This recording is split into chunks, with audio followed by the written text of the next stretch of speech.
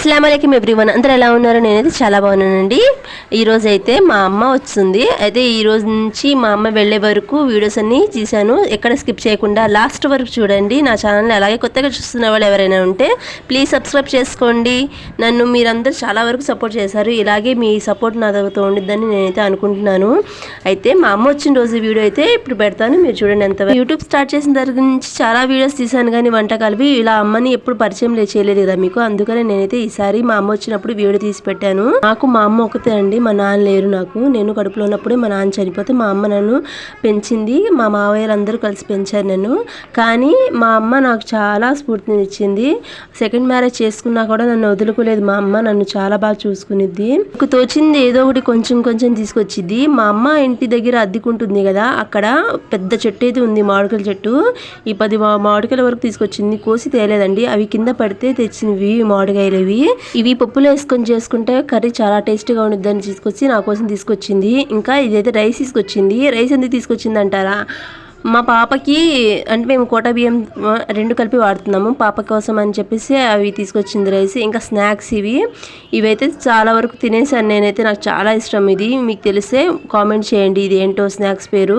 ఇది నాకు తెలిసి అయితే దీని పేరు ఏమంటారంటే మొక్కజొన్న ఉండి దానితో చేసే పకోడీ అంటారు. నేనైతే అది అనుకుంటున్నాను, మీరేమంటారు మరి మీరు సైడ్ కామెంట్ చేసి చెప్పండి. ఇంకా రైస్ను కొంచెం వెల్లుల్లిపాయలు, కొంచెం అల్లము, ఇంకా పచ్చిమిర్చి, టమాటా, ఇంకా ఇంట్లో మిగిలిన ఏమైనా అంటే 2 days తను ఉండదు కదా ఇంట్లో, వంటకాలు ఏం చేయరు కదా, ఇంకా కూరగాయలు పాడైపోతాయని చెప్పేసి తీసుకొచ్చేసింది. ఇది వచ్చేసి జొన్న పిండి అంట.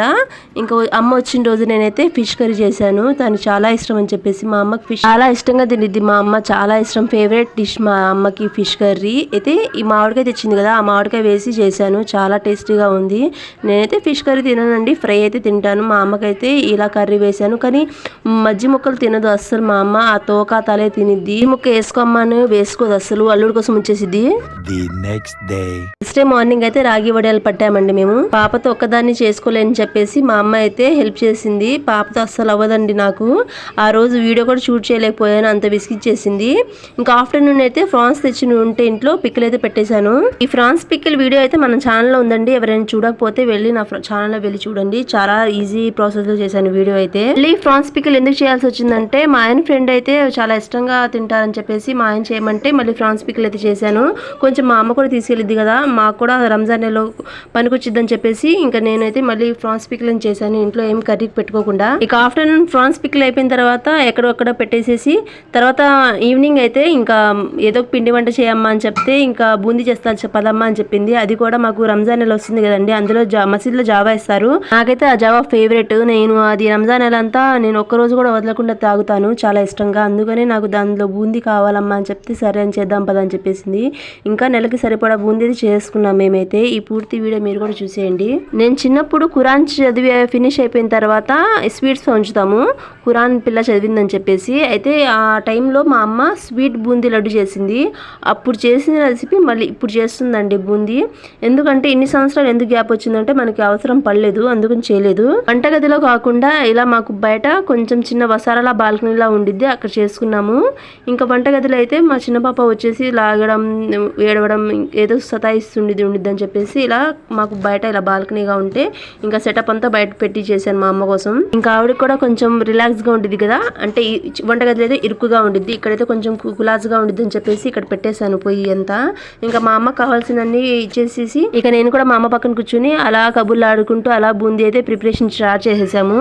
మా అమ్మ అయితే మా బుడ్డదాన్ని చేసి అల్లరి చూసి, అమ్మో నువ్వు ఒకదానివే చేసుకోలేవమ్మా, నేను ఉంటానుగా, నేను చేసి పెడతాలే, నువ్వన్నీ తెచ్చి పెడితే చాలా అని చెప్పింది. మా బుడ్డది అంత అల్లరి చేసిద్దండి. ఈ రోజు శివరాత్రి వలన మా పెద్ద పాపకి అయితే హాలిడే స్కూల్ కి, అయితే ఇంట్లోనే ఉండడం వల్ల దాన్ని చూసుకోమని చెప్పేసి ఇచ్చాను, తనకి అప్పగించాను. కానీ ఉండట్లేదు అది, ఇంట్లో కూడా వచ్చేస్తుంది చూసారా, లోపలికి బయటికి, బయట నుంచి లోపలికి అలా అలా తిరుగుతుంది. ఇంకా అంతలోపే మా అమ్మ కూడా బూందీ ప్రిపరేషన్ అయితే స్టార్ట్ చేసేసింది.